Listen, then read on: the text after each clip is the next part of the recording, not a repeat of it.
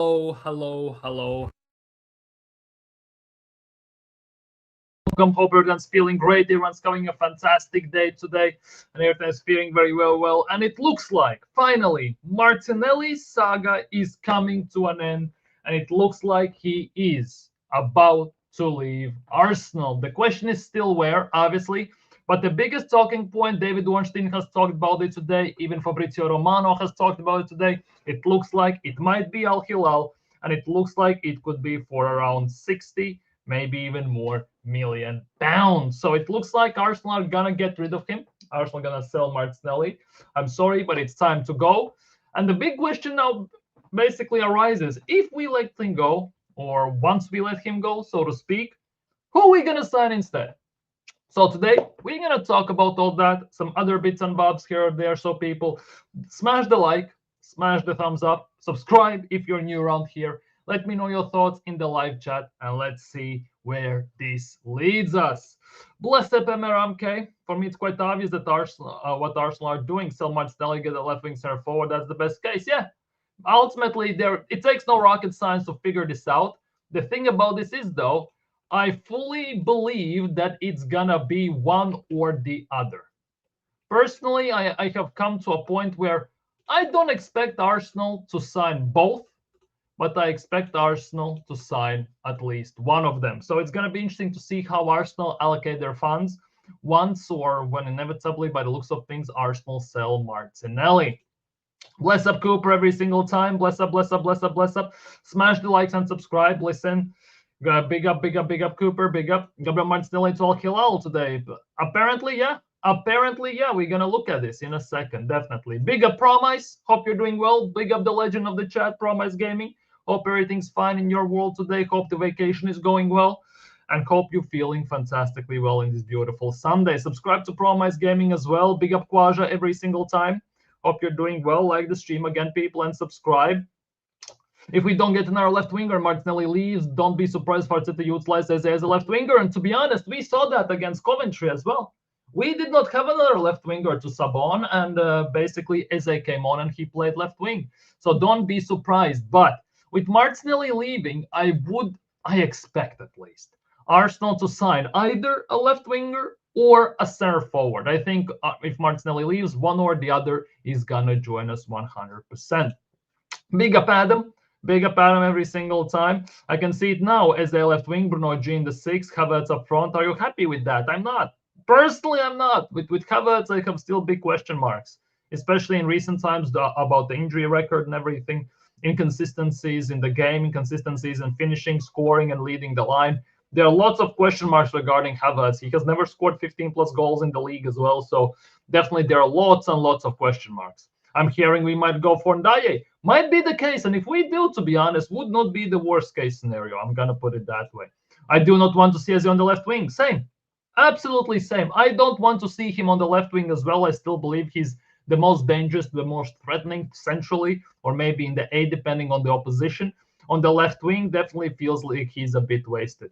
People are going to scream that he used to play left wing under Glasner, but he didn't. He played the diamond formation, not diamond, sorry, a Christmas tree type of level formation where it was like that, and he played with two center forwards or two tens and a striker up top in Mateta and Olise, kind of with Eze and Sar or Eze Wood, number 10s in that regard. I mean, obviously he drifted out wide to the left and drifted in from the left. So I think Eze still for me is the best option is through the center. Big up Hyper Protagonist. Hope you're doing well today. Some Belgian player linked today. Will we get 60 million? Because Sammy Monkbell said it will be 45. I'm still thinking we can get Alvarez on deadline day. What do you mean, Belgian player? What Belgian player linked? I have not seen anything. I'm not gonna lie, I have not seen anything at all. I'm still thinking we can get Alvarez. I don't think so. It's for me, it's just a fairy tale pipeline dream for Arteta. And it's very evident that Alvarez wants Barcelona without shadow of a doubt. Atletico Madrid don't want to sell to Barcelona. They're willing to deal with Arsenal, but Alvarez is not willing to deal with Arsenal. And today as well, Alvarez was at Metropolitano. He was with the full squad of the team as well. By the way, people, in the game against Villarreal, and he was on the bench. He got subbed on, and there were lots of boos and a lot of Lot of anger coming from Atleti fans towards Julian Alvarez, by the way. 9 likes so far. Keep smashing them. Let's push it up to 10, 15, 20, 30, 40, 50. The more the merrier, people. The more the merrier. Big up, Gunnar SC. Hope you're doing well. Big up, big up, big up, big up. Yep. Newcastle 2-2. Shame. Almost won the game. Almost. Big up, Sayed. Big up, big up, big up, big up. Imagine if he plays Alvarez left wing to squeeze and Havertz. I can see that happening, to be honest. I would not be surprised single bit. Like, if in a pipeline dream scenario we get Alvarez, that this scenario you are describing right now, would not be surprised if that happens. Absolutely would not be surprised. Fun fact, Hull City and Grimsby are both located on the banks of the River Humber. I see what you did there. I see what you did there. But to the topic at hand that today came out from David Ornstein is the fact that Al-Hilal are pursuing the deal to sign Gabriel Martinelli from Arsenal. No agreement yet, but talks ongoing between the clubs and Gabriel Martinelli as well. Arsenal want up the price in the region of 60 million for a Brazilian international. He is also open himself to Al-Hilal possibility after turning down Turkey. And there are some other reports suggesting that Mikel Arteta had very, very rough talk with Martinelli behind closed doors, like, and all this stuff, right? And he basically apparently has told or has implied, let's just put it that way, that he's not in the plans. He's not in the plans of Mikel Arteta. And by the looks of things, he actually will be going. Just the question is when and where.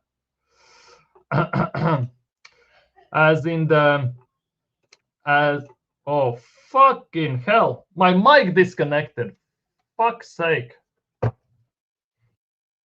There we go. Okay, should be fine right now. As in the River Humber. I know what you mean. Should be fine. My mic disconnected midstream. Freaking moron. Madueke over Mangieri is wild. Well, it is what it is. We have to live with that. Mangieri going out on loan, Madueke is staying, and the grabs. Let's just put it that way. We'll see. Yeah, we'll see how that's going to go and how that's going to basically resolve itself. Matias Fernandez, apparently Lille attacker, is on our list. No idea who that is. Genuinely no idea who that is.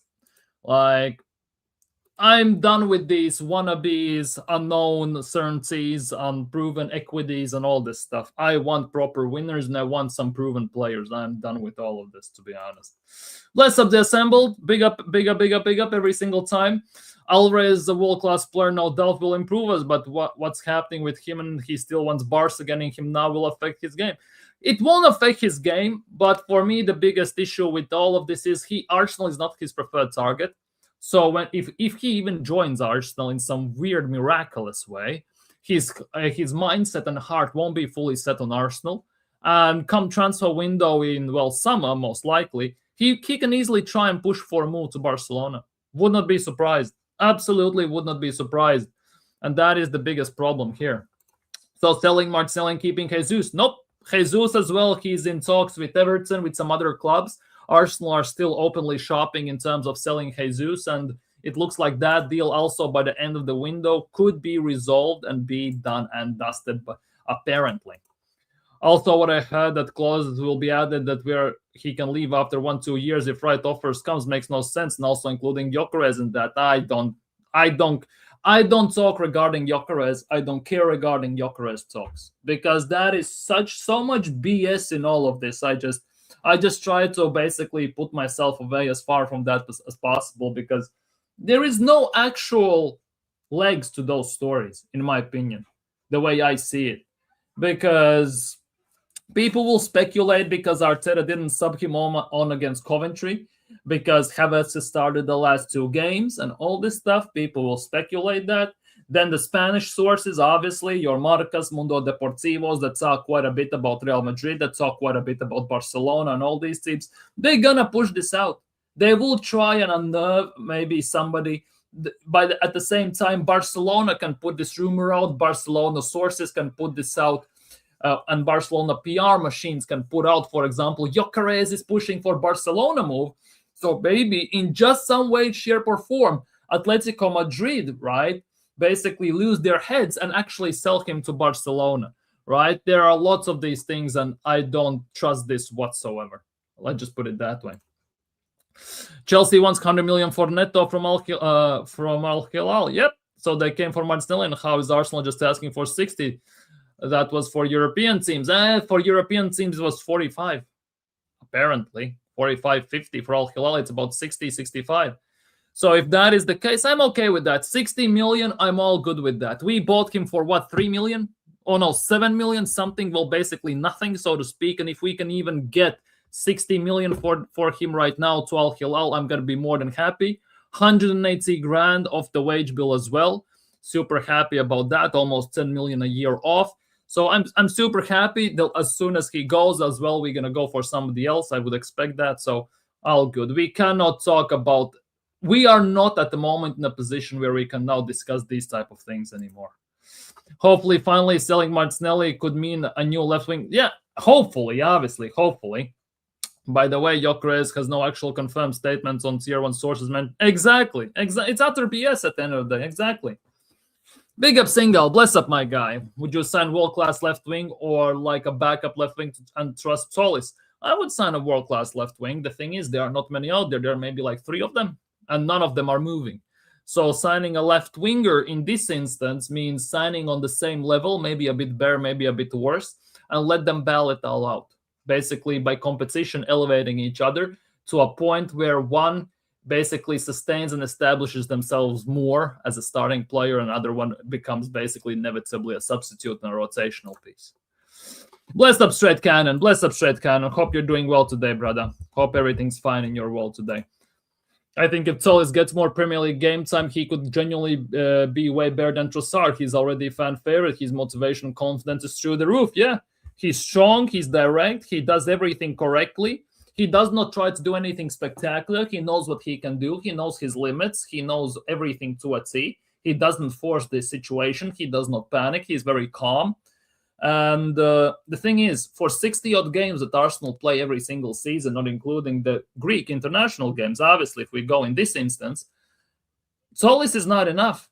And obviously, he's also not that type of a player who is going to maintain that type of level throughout the whole games. So we definitely need a proper rotational and support pieces in the team, or even better ones. Let's just put it that way.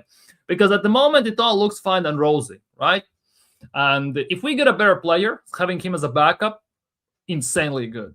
If he's the main guy, the backup for Solis needs to be at least the same level as he is, if not better. Or tiny bit worse, tiny bit better with some potential. Because if we get another dud to be him as a backup like that, is not going to do any good to anyone. We can. I wouldn't be surprised if we do, to be honest. Like 16 million, that is apparently a straight value, but there might be some add-ons or something like that. Time only will tell at the end of the day.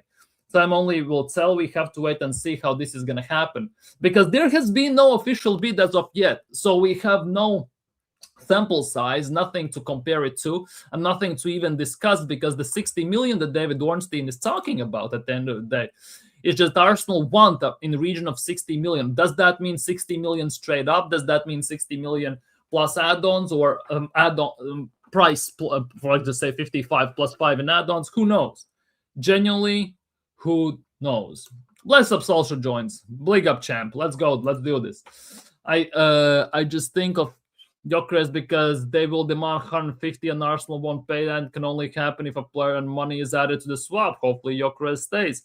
In that regard, I can see what you mean there, definitely, because Arsenal will offer about 120, 130 million. They would meet no issues with that, because they were willing to, if Yildiz would move, which is obviously not going to happen, let's be real, they would need to pay 120, 130 million.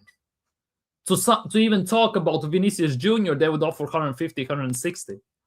So the money is there. The question is, are Arsenal willing to pay, and how the payment structure would be made up to basically get those players? There is a possibility, and that is also a very big myth, that Arsenal don't have any money, to be honest, in my opinion, that Arsenal can basically pay up the money that they need for Alvarez if there was a random situation where he would be moving to Arsenal. Straight up, no players included as well. Let's just put it that way. This Newcastle manager looks quite decent. I was telling people Giselle is a very good manager. Giselle is a very good manager. Oh, but it's the Camel League. That's what I got told. Overhyped merchant, so it is what it is. Martinelli replacement most likely in Dye then, although I think if it was Yildiz, it would have been so good. Yildiz would have been, to a degree, the perfect replacement, but Yildiz is not moving. He's staying at Juventus. And if we look at the other options that Arsenal have been linked with and Arsenal potentially could get, I would say Ndaye could be the option that Arsenal go after. Because everyone else that is left there, basically, is like Nico Williams, lol, Leao. The AC Milan cannot give him away for free at the moment, like, so to speak. AC Milan, by the way, are playing at the moment against Torino, right? And then Rafael is not even with the team. He allegedly has been put down as he has a muscle injury. So go figure with that one. There are not too many options. Barca sources are going crazy again, like them thinking they have any chance of getting Alvarez, that it has been an utter zero chance since Atleti. Exactly. And those are the same Barca sources who are putting out Arsenal that Gyökeres is pushing for a move. The same sources. It's sheer and utter BS at the end of the day. You think we have a replacement for Martinelli? They want to put Eze out there. I think that for me is the biggest issue, because if we sell Martinelli, right, one or the two has to happen. Either we sign a center forward or a left winger, or, well, Eze is going to play left wing. And looking at the situation, how our team is building up right now, the number 10 spot, well, technically we have two players there. Well, technically three, but let's just say two, Odegaard and Eze. Left wing, we have one. Yes, Eze can cover both, but no matter how you look at it, it's sheer and utter insaneness not to sign a left winger. Because if we sell Jesus, let's just say, means nothing, because we have forwards to basically rotate and we have no issues with that. If we sell Martinelli, our left wing is quite thin, left wing situation. I know I might sound like a fake Arsenal fan or something, but I want Gyökeres to go to Barca. Good for him as a player. He will be starting also, and we'll get a striker suited to our style. We are not going to get it, like, striker suited for our style. That is Alvarez, and I don't think that's going to happen. And I don't need. And personally, for me, I would love for Gyökeres to stay, especially if we play somewhat similar style like we used to play. If we're gonna become more expansive in the attack and more direct, more forward thinking, it's gonna help Gyökeres massively, in my opinion.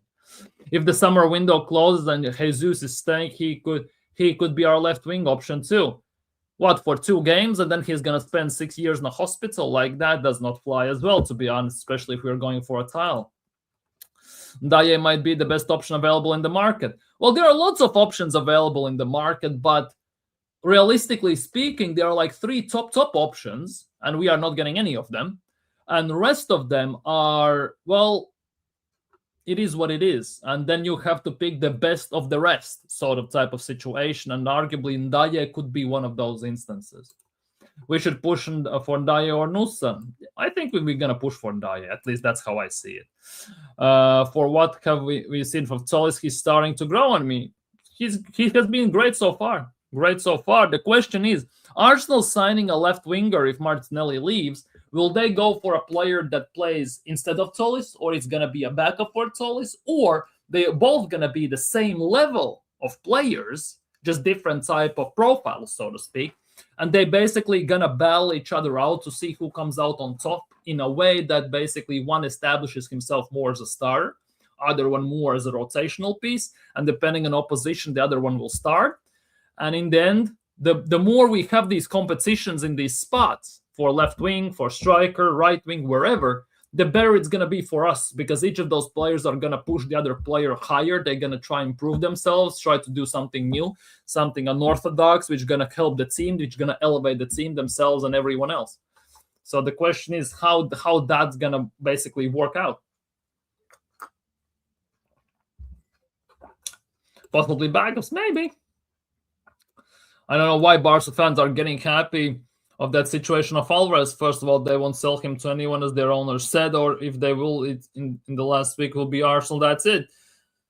Exactly. I don't know. what Barca are doing there. Like, they have already signed Gordon and all these guys at the Yemi and everything. Like, it's actually insane. Well, I'm not burnt out at all, to be honest. I'm gonna be honest. I do want Gyökeres to go on loan to a club like on loan. Seriously, Havertz will undoubtedly be the starting striker this season. Gyökeres has gained a bit of his confidence back. We have 3 strikers regardless. We have, yeah.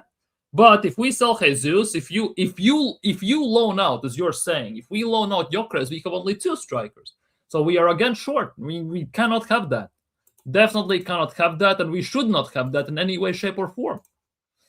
Bless up, Eros. Bless up, Eros, the boss. Hope you're doing well today, brother. Hope everything's fine. Barca just delusional since they won the league. Well, it's what it does to you, doesn't it? Well, we are, to be honest. Like, I'm not even gonna get into this stuff, but on TikTok today, I already saw song for Calafiori, song for Ezri Konsa, song for Bruno Guimaraes. I saw Tollis being glazed as the love child of somebody. I'm not gonna get into details. TikTok is a wild place, to say the least. I can see us beating Aston Villa at Villa Park with the way Aston Villa... At the moment, Villa definitely are in a bit of a disarray. Maybe since they have Goretzka right now, maybe that's going to kind of glue together their midfield for next game they have against us, but wouldn't hold my breath on that one. Let's just say it like that.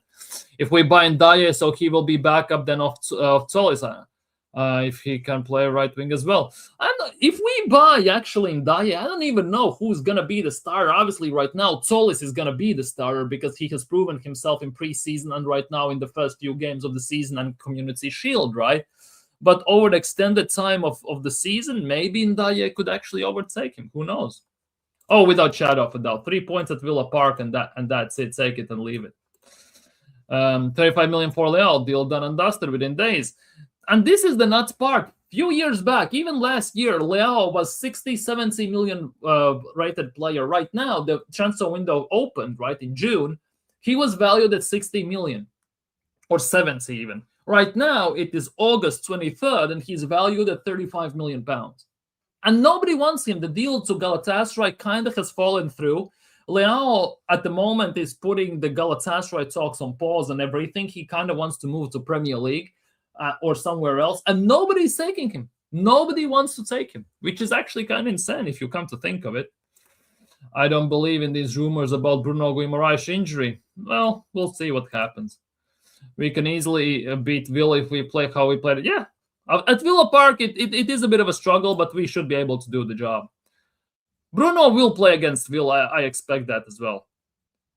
Let's just put it that way. He's not injured. It's a headline traction. If he can walk, he can play. Well, with Bruno, at the moment, it does not apply to him. It applies to Rice and Saka because they have been here for a while. With Bruno, Arteta will not want to basically shoot himself in the foot, so to speak, with playing him injured and risking him to absolutely annihilating him. Bless up, Sean. Bless up, my guy. Hope you're doing well. These journalists love to spread shit about around. Yeah, exactly. More clicks, more views. They get interactions, which X plays for. They get clicks on their articles, which their specific website they write for actually pays them for as well. So it's all about the clicks at the end of the day, and interactions and views and all this stuff. What do you think about the report of Alvarez willing to come to Arsenal? Nothing. Genuinely nothing. Because I don't see it at the moment.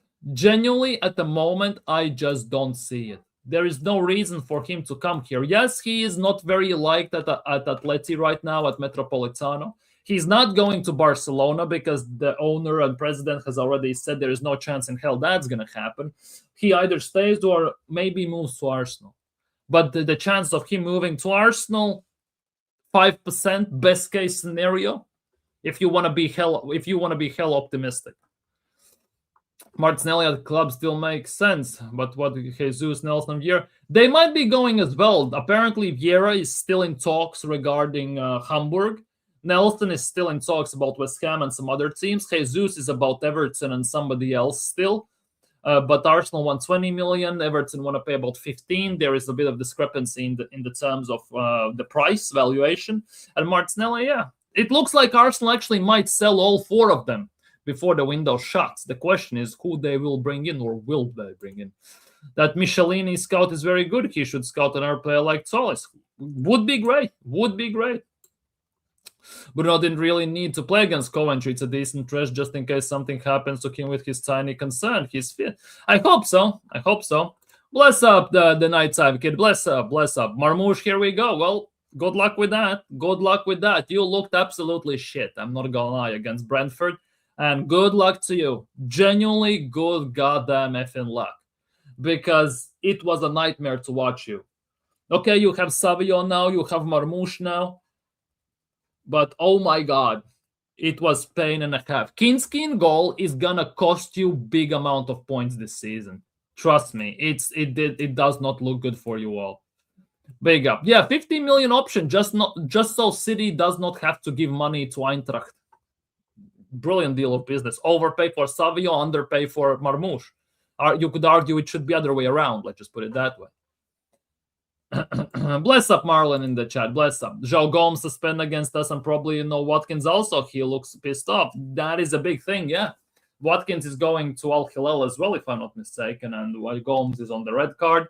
It could be some squeaky bum time for Aston Villa in the start of the season. However, remember Aston Villa last year and the year before? They also started the season, the first 5, 6, 7 games, no wins or 1 win.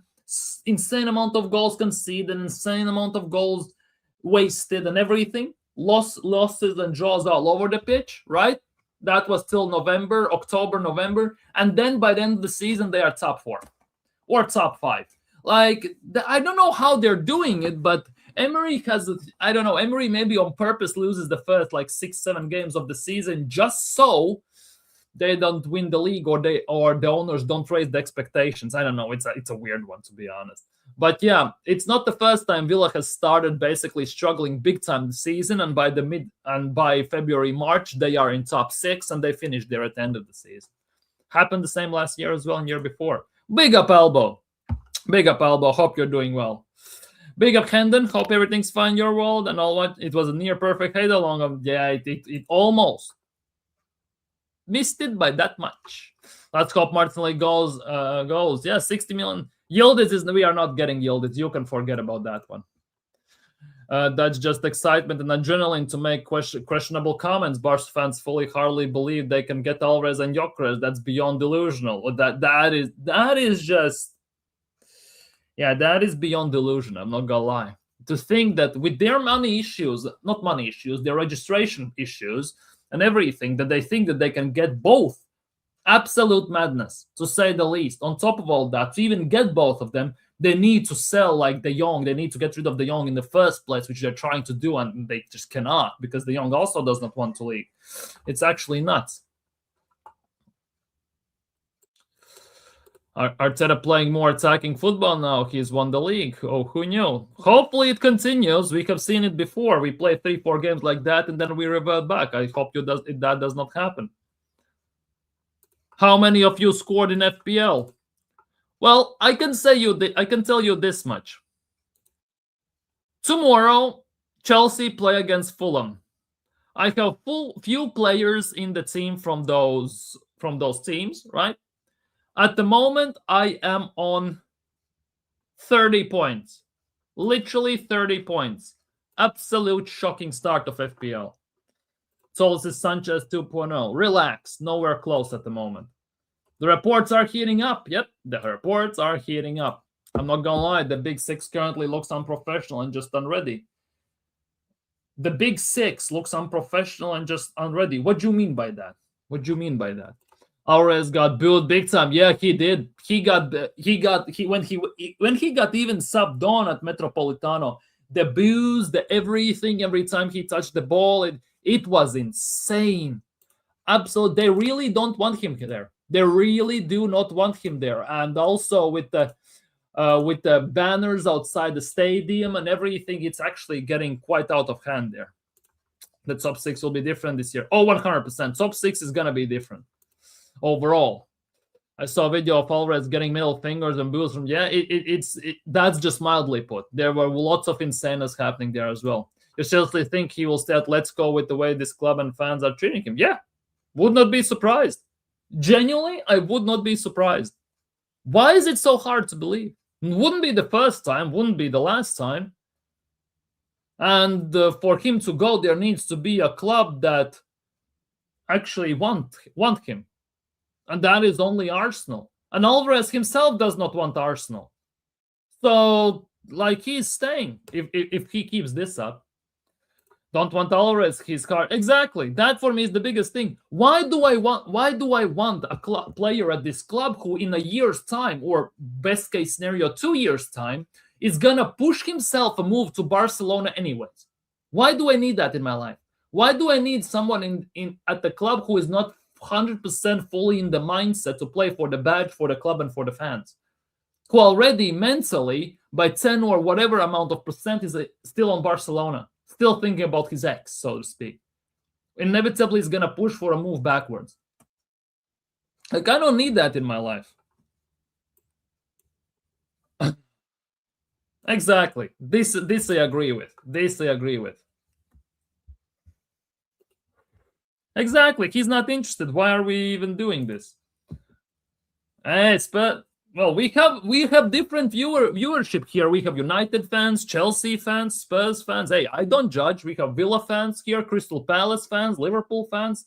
The more the merrier. Yes, I mostly talk about Arsenal, but that does not mean on streams we don't talk about other type of football, Premier League in general, and other clubs. It's not one game. I watched him so as Bruin. I know, but it's also, well, chocolate league. If Alvarez stays, that genuinely treat him like they will, like his own fault as well. To be honest, his own fault as well. Imagine getting pressed. What do you mean pressed? He's not Sanchez. Alvarez will not go to Barca. That's been confirmed. The only two options are Arsenal, Atletico. Exactly. And to be honest, no matter how you look at it, it's for him, in my opinion, by the way, it's a lose-lose situation anyways. Exactly. He genuinely disguised himself, but it's not working, to be honest. Bless up, MRMK.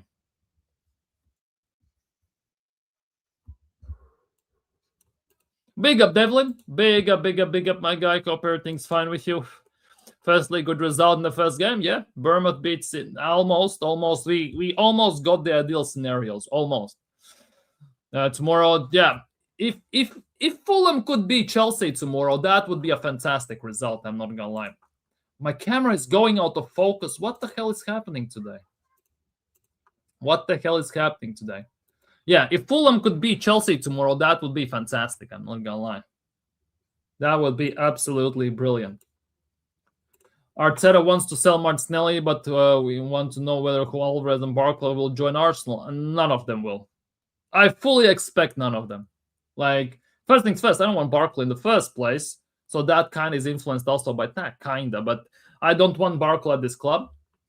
And Alvarez, like, I just don't want these type of players who are throwing a temper tantrums over certain things. And let's be real, he's gonna do that to Arsenal as well.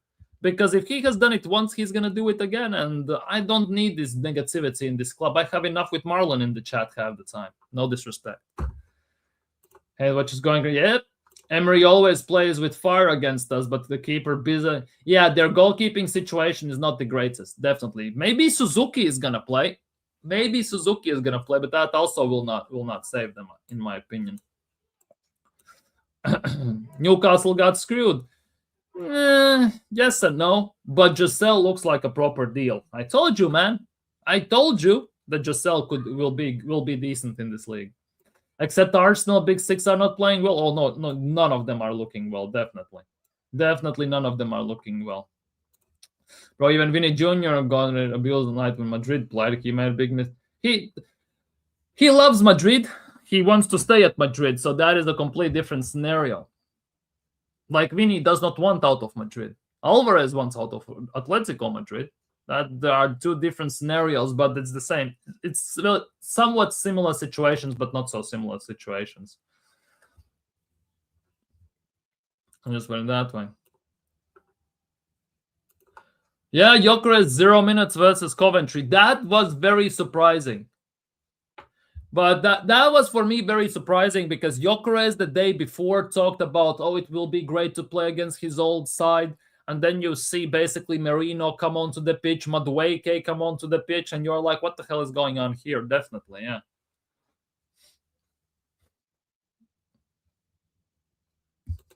Yeah, it reminds, yeah, but he's definitely not Alexis Sanchez in that regard. And no relax.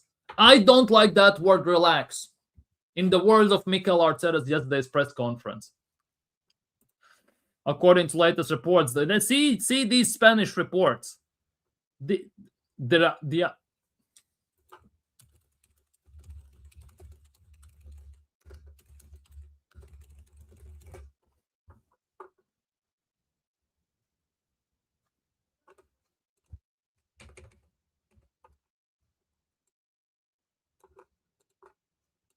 Since everyone loves technology these days.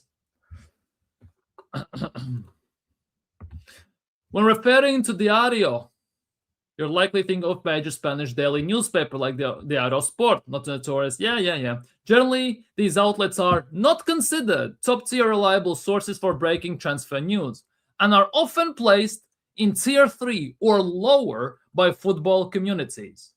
Right, moving on, there is more. Why they are unreliable. Sensationalism and clickbait. Mass market daily papers rely heavily on web traffic, meaning they frequently publish speculative or exaggerated rumors. Club bias. The ROAS leans heavily towards Real Madrid coverage. So obviously they're gonna talk against Atletico Madrid. While Diario Sport is pro-Barcelona. So obviously they're gonna talk against Atletico Madrid. Their reporting on club targets is often colored by wishful thinking or political agendas within the clubs. Hit or miss track record. Why they occasionally break a real story if an insider leaks directly to them. A large portion of their daily transfer gossip amounts to recycling other rumors or filling space. Okay. Enough said.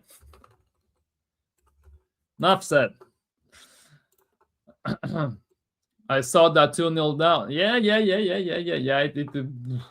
He won't be captain at Arsenal. Exactly.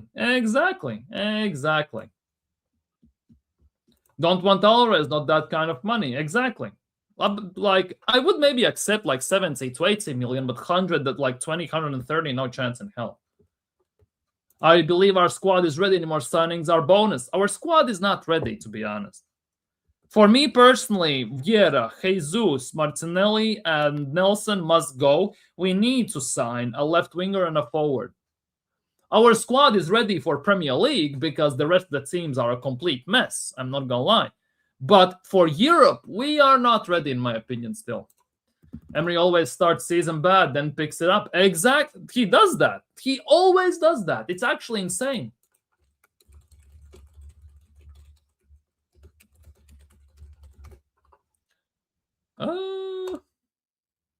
Let me check if I can find this.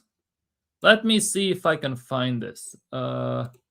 Last season, was it like that? Home and away, Premier League, all match weeks. We go to match week like 6, I would say. Yeah, see? And here it is. Like, I hope you can see this. Oh, it's very zoomed out, to be honest. Here we go. I hope you can see this. If I zoom in a bit more, does it look? Oh, here we go. Game week 6 last season. Aston Villa was 16th. 6 games, 1 win, 3 draws, 2 losses. He always does that. Like, Emery tends to do that quite a bit. Like, let me check. 24-25 season. Game week 6. Aston Villa were 6-4-1, to be honest. Not too bad.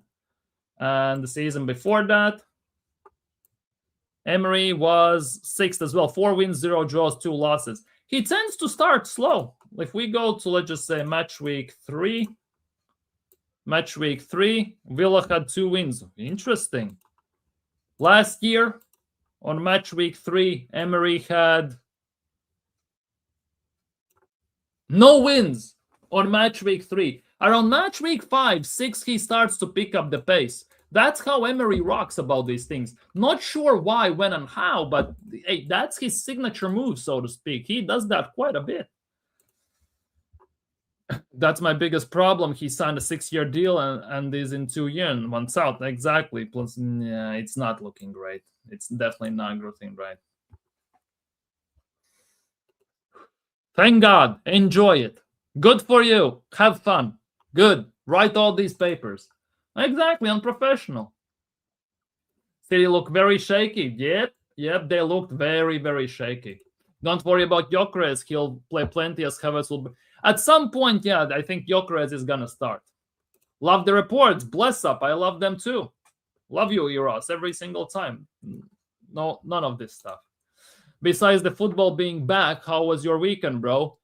Well, we had red alert on storms outside in terms of thunderstorms, rainstorm, windstorms, everything. And it was hell. Literally, outside this window, there are 2 trees that have been literally with their roots pulled out of the ground and lying there. Genuinely. Then a block over, there are 3 trees over the biggest commercial highway in my area. In the morning, there were like 15 people with chainsaws and everything trying to open up the roads for public transport and everything. Like, it was nuts. The whole country, about 300,000 households are without electricity at the moment. Like, it's actually insane. It was actually madness. And if you were here yesterday on the stream, you would have seen that everything on occasion, the light was flickering big time. The light was flickering because the electricity wires were genuinely getting all the time messed up. Let's just put it that way, in the wind. Gyökeres needs to adapt as false 9. The thing is, Gyökeres is not going to adapt to false 9 because his technical abilities will not allow him to. That is the biggest problem. His passing ability, the first touch, is not it. He is fox in the box. He is not distributor and link-up play merchant, and he's never going to be. Which, obviously, that's why Alvarez is. That's why Alvarez, in the first place, was the better option last year, and we didn't sign him. So right now, it is an absolute massive mess. Well, that's what I do, MRMK. I stick to Ornstein, and in terms of Romano, it's a very iffy subject at the moment because he has gotten things wrong quite a bit in recent times. And mostly in terms of Romano, it goes in a way that I kind of compare it to them to Ornstein and some stuff like that.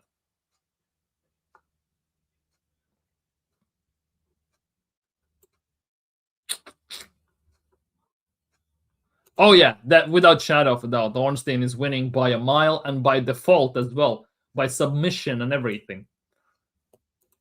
Why are we playing false 9 football? To be honest, I have no idea. When we never won anything with that style of play, Jesus, a guy just never got us over the line. False 9 football is not winning football here. Well, it's not. False 9 football can win you stuff. It's just not having the right personnel to do so, to be honest, in a way. Technically, we have 2 false 9s who can do that. They just cannot finish to save their lives, and that is a big problem. Yeah, I would not be surprised. To be honest, he has also never coached one. Gyökeres is his first proper out-and-out striker because he didn't have one in Man City, if I'm not mistaken. And he has not had one until Gyökeres in Arsenal. So I think he's actually kind of confused how to do these things. Geki scored a header today as well. Should have put him in my FPL for F's sakes. Yep, he plays 4-6-0. Definitely something in those lines. Arteta flickering the light bulb. Bro, as long as he's only flickering light bulbs and nothing else. I just put it that way. Arteta using the electric for his light bulb. And it was not working yesterday as well. It was on and off all the time.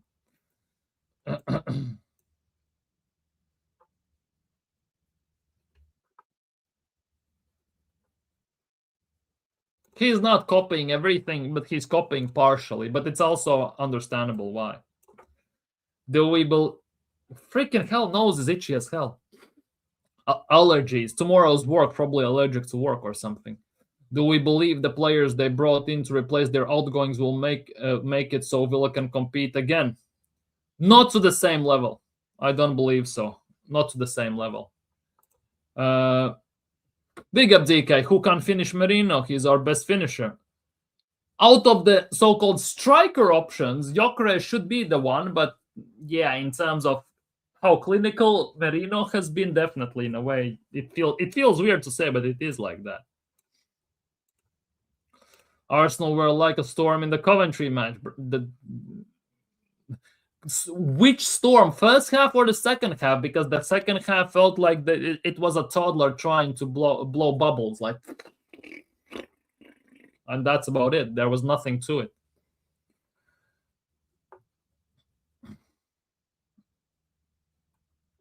He does not only score easy tap-ins. That is absolute disrespect to him, to be honest. I don't think anyone will challenge us this year. At the moment, definitely does not look that way. We are in the best position, the most stable position, of how, no matter how you look at it, which just tells me that our team at the moment looks ready because we have pretty much the same personnel, give or take, and we can do it again because every single team has changed almost everything, right? The thing for us is at the moment trying to do it in Europe. And to do it in Europe, we need more players and good players as well, not just random plebs. Maybe Chelsea. Let's see. Let's see. We need about a month of games to see what is what, because going off one-off games, it is a bit of an iffy subject, an iffy situation, which definitely could go wrongly real goddamn quick. Let's just put it that way. It's way too early to tell at the moment, and for me personally, we have to wait and see. Even though it's funny that United lost against Hull, it's very funny to laugh at them. Let's be real. It's very funny to laugh at Spurs. But again, one-off games. But at the moment, in terms of Spurs and United, it's a bit different story. Regarding Chelsea, time only will tell. Chelsea actually have the players that they can do something. Like Spurs and United, that's just, I don't even want to get into that mess. City transition year, Liverpool transition year, Chelsea transition year, everyone, exactly. But exactly. Marino finds himself positions to score the tap, and yeah, he is very good at that. United not good enough with Carrick. Oh, how long till Carrick out is gonna go out there? How long till Southgate or Eddie Howe gets linked with United? How long? We had this easiest game this week, and Hull would have bested at the tempo they rushed United. I don't think they would have bested us, definitely, but it definitely would have been much harder game. We definitely had the easiest of the games to start, especially at home and all this stuff. At the same time, you can only beat what's in front of you. We beat Coventry 3-0. All the United fans were laughing at Arsenal and said it means genuinely Jackish. It's a newly promoted side. They barely did anything against you. And I quote, they said, tomorrow you will see what real football is all about. So they went out to Hull City and got piped 2-0 and could have been worse. So you can only beat what's in front of you, and beating a newly promoted side, I guess, this weekend is not for everyone. United got mauled by the Tigers and Spurs stung by the Bees. And yeah, it's officially back. Like seasons change and everything, but the same crap applies. Barcelona about to score against Elche, from what I see. Yeah, exactly, same. Liverpool false 9, Mane, Firmino, Salah. That was phenomenal football. Prime Klopp with that team, prime team with Fabinho and everyone, just fantastic. Penalty to Barca, yeah, I see. 1-0 Barcelona. Elche are 1-0 down at home. Rafinha has scored the penalty. Also, Man City were very mid in the Bournemouth game. They were very good. They were not very good either, and I feel bad for Bournemouth because I think they deserved at least a draw from that game. Like, unfortunately, football is not fair every single time. So I guess it is what it is in that regard, of course. Let me check. What is happening?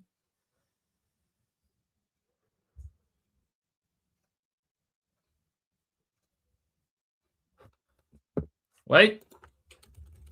Let me check this. I don't want to get carried away, but I want to check something. Search.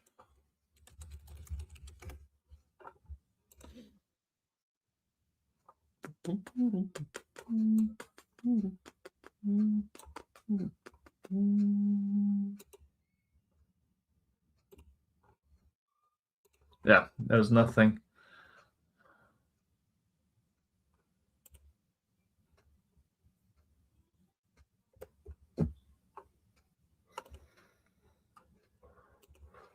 There's no way this is true. I'm just looking at these things. Al-Hilal, yeah, definitely not happening. Allegedly, Al-Hilal have submitted a bid and Arsenal have rejected it. Would not be surprised, I'm not gonna lie. 47 million pounds, that seems way too low. Let's just put it that way. Brentford actually bopped Spurs on the ground in the air. But yeah, Brentford was just bare all across the pitch. Like, it was actually insane. With all the money that Spurs have spent, if they keep this up, they will finish 17th again. How would Hull rush us? They scored 2 set pieces. United had chances. We have way better. Well, Hull beating United was going to be upset of the weekend, and Spurs said, hold my beer. Bro, the nuts part is, I wish I was a bit more brave in certain instances in my life regarding Hull City and United. If we can get White, Saka, and Odegaard back this season, our left side play how they were currently playing, there won't be many. It's gonna be very tough for them because we used to attack exclusively like 60% through the right, and right now we are attacking quite evenly as well from the left. We are shooting more from outside the box. I definitely believe that if Tollis and Calafiori can stay fit and Ben White can stay fit with Saka and they can recapture form, it's going to be very long for anyone who plays against us. Bless up Quaja for the kind words. Big up, my guy. Big up, bro. Bruno G is the number 8 box to box here in the 6. Well, Rice is, at least. Also, this is why I never wrote Newcastle off, because they may have lost the players, but yeah, Giselle is a very good coach. I don't know why people laughed at him and said that he's useless. He's a very good coach. It's very evident that people don't watch the Camel League, so to speak, as they call it. Many fans said, oh, it's just the Camel League and everything and all this stuff, but now look at this. Giselle is a very good manager. Very underrated. Oh, yes, bro, that guy. Wait, what? What's happening here? What's happening there? Bruno and Odegaard number 8s. Odegaard 8 is a bit of a iffy one for me. Fun fact, Cons is a Spurs fan. Google says Schalke team he supported, so you could say so. Now, if we got somebody else from them directly, then yeah, but it's a bit of a rough one. Yeah, exactly. Giselle's a very, very good coach. He's won things. He has won back-to-back Asia Champions League back-to-back. He has won the trophies with Salzburg, and Al-Hilal also won the cup as well. He wins a trophy almost more or less every single season he has coached. He's actually very good. Yeah, apparently, according to Gary Jacob, like, I'm going to show this to you. According to Gary Jacob, they have been Al-Hilal have submitted a 47 million pound bid for Martinelli, but obviously Arsenal have said shove it, like, for lack of a better word, because that definitely is not going to be enough. Definitely not going to be enough. Let's just put it that way. Arsenal has not accepted the offer so far. I don't think they're going to accept it in general. I think they're going to stand still for about 55 million, something like that, and 5 million in add-ons.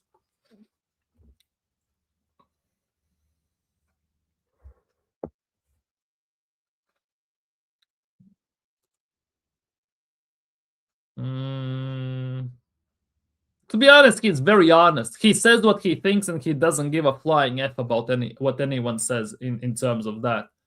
I respect him for that, and he calls everything out as he sees it. Like, also, it's a bit different. I, to be honest, respect his opinions in that regard fully. Like, there are things that I don't agree with, but I do quite a few things I agree with, to be honest. And he says it as he sees it, and he says it as it is. And many people just, well, are not good with that. Let's just put it that way. Apparently, Kroenke is personally traveling to Madrid to get Alvarez deal done. Like, oh my God, every single time Kroenke is traveling himself. Like, it's actually kind of nuts. I have lost respect for Liga. Why? Damsgaard got 10 plus, Anthony Robinson got... it is what it is. Relax with this. We are not getting out-and-out fullbacks. You should know this by now. You are going to school. Learn this. He's just not a great con. Well, for clips, he is. Used to watch his videos, went from him to big time with his honest. Well, let's just put it that way. Not every content creator is for everyone. Let's just put it that way. Like, everyone says what their thinks. Obviously, football is opinionated thing, and football content is very opinionated in that regard. We get in rough discussions, we get in rough word exchanges. Let's just put it that way. Some are more stronger and more hurtful in a one way or the other than the others, but we all stand our own ground. We all stand on our 2 feet. We say what we think and how we feel, and I'm not gonna be that person who judges somebody else for what they say, what they think. Let's just put it that way, because 100% I can say stuff that people won't agree with me right now, without shadow of a doubt, and I'm gonna get absolutely annihilated for that. But that's just my choice whether I say them or not. First things first. Second of all, if I say them and you don't like it, at the end of the day, there's a red X top right of the screen. See ya. Because I'm not gonna like filter my opinion just so I can basically please some people's views. Let's just put it that way. Make this make sense. Savio going to Spurs 85, Marmoush for 75, so well, Nelly. Savio going to Spurs for 85 million, and then Marmoush going to Spurs for loan and 50 million buy option, if clauses are met, is mostly because at the end of the day, there are also sell-on clauses in Marmoush's contract that if he gets sold for more than 59 or something million, Man City are obligated to pay specific amount to Eintracht Frankfurt. So since they're getting both players, they overpay for Savio 75 plus 10 in add-ons, and they underpay in Marmoush, loan plus 15 million buy option. So at the end of the day, Eintracht get FO. Like, in realistically speaking, these two prices you see for Savio and Marmoush, in a way, in one way or another, should be reversed. Let's just put it that way, in my opinion. Bless up, Cooper. Bless up, my guy. Hope you're feeling great. Kroenke is doing FO. He's chilling on his ranch. Well, Josh, Stan, maybe. Josh, I don't think so. There are lots of this talk, to be honest. Have you noticed this, Hendon? Have you noticed this, Hendon, that pretty much every single deal we have gone under the value of the club's expectations? Basically, Newcastle wanted 85 to 100 for Bruno. Arsenal got him for 75. Villa wanted 60 for Konsa. We got him for 50 or something weird like that, right? There have been lots of this that people are suggesting, and I kid you not, there are conspiracy theories coming from Arsenal fan base that Berta on purpose underbids, so there's a big discrepancy. So Josh can swoop in genuinely and basically say, well, we want to resolve this as soon as possible. So how about we meet the halfway somewhere in between? And that's how they get the deals done. They play good cop, bad cop. It's actually kind of insane if you think about it. Like conspiracies like that. Bless up. Smash the likes and subscribe. Exactly, people. Smash the likes and subscribe if you have not already.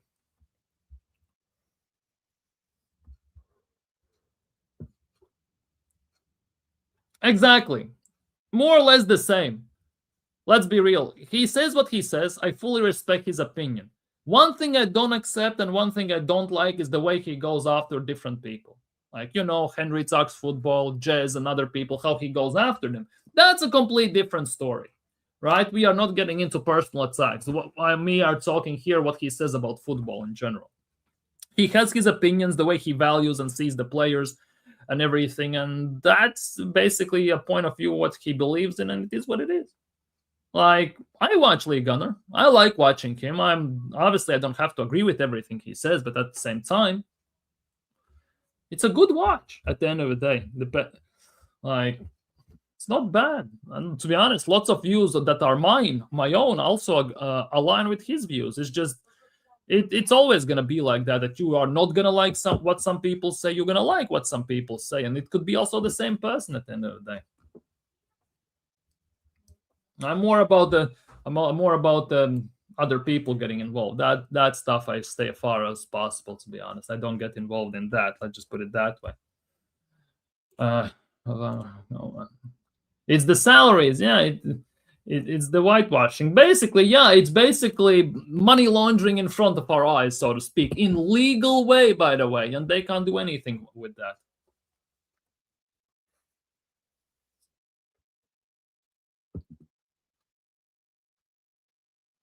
Exactly. Sometimes he's like that, but overall, it's nothing bad. He calls out those that chill about Arsenal. He does not sugarcoat it. He says it as it is, and I respect it. The issue is that sometimes it gets too personal. That stuff I don't agree with, but it is what it is. That's his thing. At the same time as well, in this day and age, this generation, quite a few of people, by the way, as soon as you say it, as you see it, or straight to their faces, they cannot take it. They're like snowflakes. Instantly, oh, you cannot do this, you cannot do that. How can you dare saying this and saying that? When back in the day, it was normal. You could generally go up to a person and say what you think when you are debating and discussing certain things. You could say as it is, that people will take it and throw it straight back at you. It was normal. These days, just this modern instance where there is sugar coating and everything, people just take it way too much to heart, way too much. Hence why also on streams, you have to sometimes filter what you say, because you just know that these days that people will get offended for one single word and everything when you talk about Arsenal, or you talk about Arteta, or you talk about the players, or you talk about any other topic in life.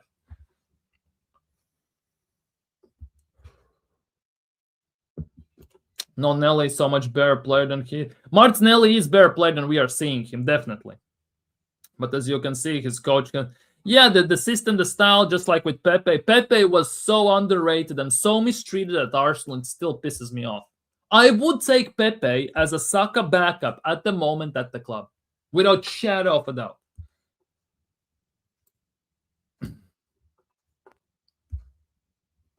Let's not forget that Spurs had Tonali, Gallagher midfield yesterday. That's 150 million on the field. They didn't even put on the pitch the 85 million Fernandes signing. They signed him 85 million, first signing they made this summer, and he sat on the bench. He did not even get to play. Just insane. Yeah, it is. It is, exactly. So they have found a way to make it, well, good.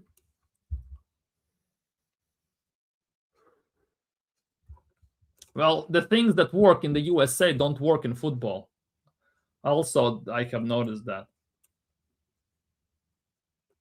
Exactly.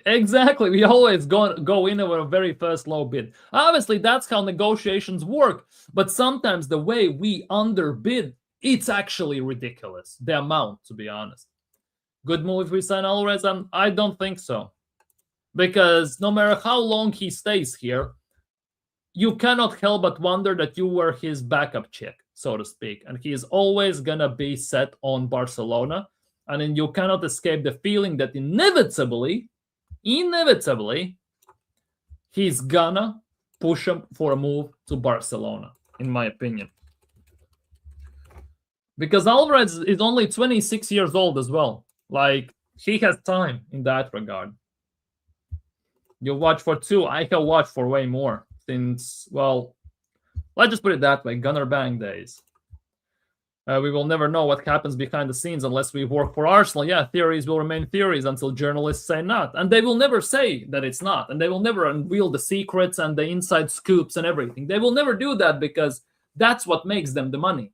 Why would you reveal the secrets that actually feed you and your family, put the food on the table? Like, come on.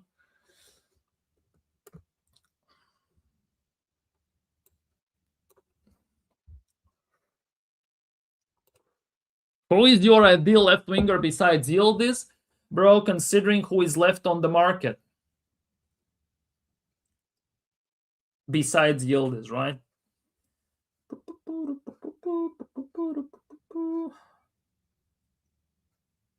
If we're talking not injured players per se, not injured, right? I would take Ndaye, for example. If we include injured players, I would talk about Rodrigo and Krupi. If push comes to shove, I would actually take, to be honest, Rodrigo as well. But since he has that injury, he's coming back in a few months only, and he's unknown at the moment how he will recover. I would say Ndaye at the end of the day, at this given stage. Because that's what there's left. I don't want Nico Williams. I don't want Barcola. Leao as well, I don't want. I think Ndaye could be that type of deal, best option available. Wait, people really think Berta doesn't update Josh when bidding for players? You really think Berta doesn't update how he wants? Exactly. Like, how does that make any sense? Like, why would you not tell your boss how you would want to spend the money that the boss is giving you for certain project? Like, it makes no sense. Like, is he gonna spend 120 million on just private golf stream and everything and buy, like, what? Like, it makes no sense.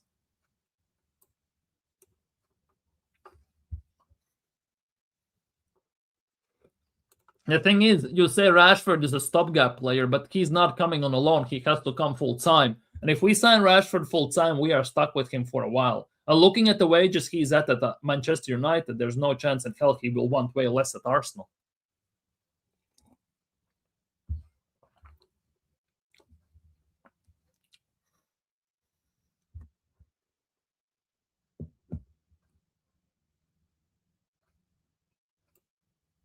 Yeah. Yep. Pepe was a baller. I just didn't want. Yeah, Pepe was so underrated and mistreated at Arsenal, in my opinion. Just absolutely insane. Wish we still had him as a backup for Saka, like genuinely, because this Madueke hype, like, just it needs to go. So expressions calls Bergwall panicking Skywalker. To be honest, quite accurate. Quite accurate, to say the least. Tielemans did absolutely nothing. Tielemans' stats against Hull City were a sheer and tall abomination, to say the least. Debut versus Hull City, 0 shots on target, 0 chances created, 0 accurate through balls, 0 dribbles completed, 0 tackles, 0 interceptions, 0 clearances, 0 aerial duels won. Give Aston Villa another 100 million. Apparently, those were his stats against Hull City. And they think that Baleba is going to be the one. Okay. Yeah, and they think that Baleba is going to be the one that's going to basically pull all the midfield together with Santos, Tielemans, Baby Zedorf, a.k.a. Maino, and all these guys. Oh, what are we doing here? It's actually kind of nuts. Honestly, I'd rather keep Martinelli until January and take our chance with Rodrigo, or just go with Eze, Solis, and Martinelli until next summer and try signing Yildiz again. I don't know if I can survive Martinelli one more season, I'm not gonna lie. And keep Wanyeri. Yeah, Wanyeri is going on loan, I guess. But again, they said that Wanyeri is going, still have not heard anything in terms of Wanyeri going. Russia would cost 30 million for the season. He basically would cost the same amount as Solis. And Solis is staying here for years, Rashford for 1 season. Holy crap. Nicolas Pepe was booed by our fans in last summer friendly, but it disgrace. Sheer and utter disgrace. And Xhaka was greeted as a cult hero. Make it make sense. Never forget when Pepe got that red versus Leeds, I believe, and Arteta ripped his ass up in press for it. Meanwhile, Xhaka had at least a handful of reds that season. Yeah, exactly. And Pepe was the one who carried us in Europa League, remember? The free kicks and everything against Sporting Lisbon and all these teams. He was carrying us. He was very good. He was inconsistent, unfortunately, but he was very good. I strongly believe that in this system, he actually would have made a very good name for himself. Arteta just didn't want to deal with him. Arteta has his friend. Yeah, unfortunately, that is the biggest problem. There are certain players who are gonna be untouchable in his team and in whilst he's here, and that is unfortunately our issue. Our issue. Now, anything regarding Arsenal on the media today? I want to see this. Arsenal are busy with multiple offers from clubs inside and outside the Premier League for Ethan Wanyeri. I was told if they loan him, everything will be studied because of how bad the last loan went. Well, that manager change did not help him at all. Depending on his transfer window ends, Krupi is one to watch for many clubs in January, including Arsenal. The most certainly held talks with his camp earlier this window. That injury did not help. Arsenal have placed Matias Fernandez Pardo, 21-year-old from Lille, and they're on their attacking shortlist, are monitoring his situation closely. Arsenal are aware they would need to offer his 70 million euro, about 62, 63 million pound asking price to have any hope of swaying Lille's to sell before the transfer window closes. Well, if Martinelli goes, could be the case. Kenan Yildiz was a serious target, but Juventus does not want to sell, and he is gonna remain at Juventus. And that's about it. There's nothing new regarding Arsenal besides that, ironically enough. But overall, it's actually kind of insane.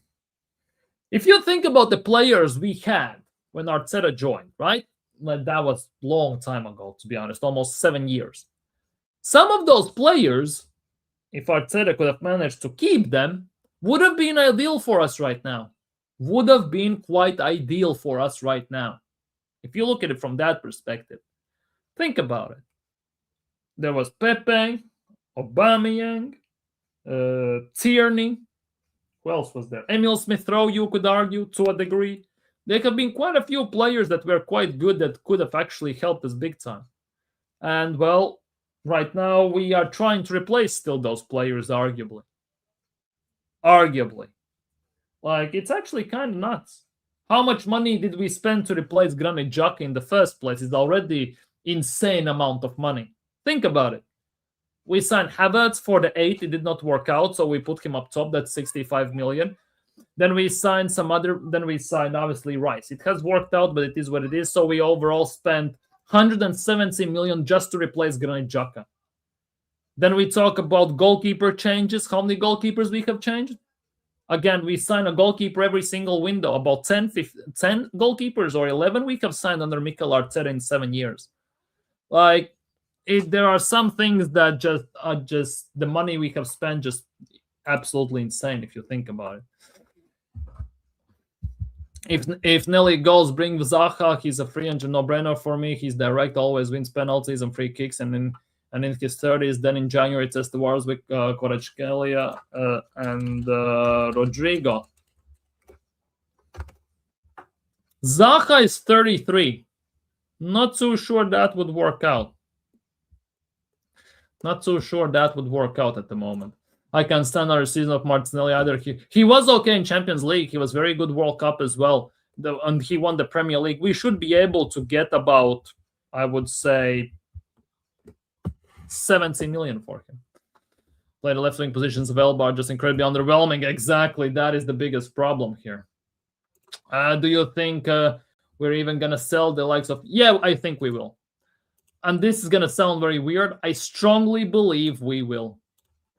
The question is to where and for how much at the end of the day. We have to wait and see. Time only will tell, but it is what it is. Let's just put it that way. I could also do this goal to Leipzig's right swap, Havertz for Nusa. Why would they need Havertz? They are about to sign Nkunku back from AC Milan. Don't see that happening. Don't see that happening, unfortunately. But yeah, people. Also, if Jesus leaves, we are not getting Endrick. Endrick, it's confirmed that he's staying at Real Madrid full time, like big time. When Jose wants him at Real Madrid, and Endrick is happy to stay as well. Endrick is not leaving. But yeah, people. On that note, I'm gonna end today's stream. So if you have not already, smash the like button. Subscribe if you're new around here. See you all tomorrow, hopefully with some great news. Let's just put it that way. Hopefully Arsenal do some business in terms of sales and signings. At least they move forward into that. They just don't advance or explore. They actually do something. Have a nice evening. Have a great start of the week because new week kicks off. Hopefully it goes well for you all. And hopefully, guys, I'm going to see you all very, very, very soon.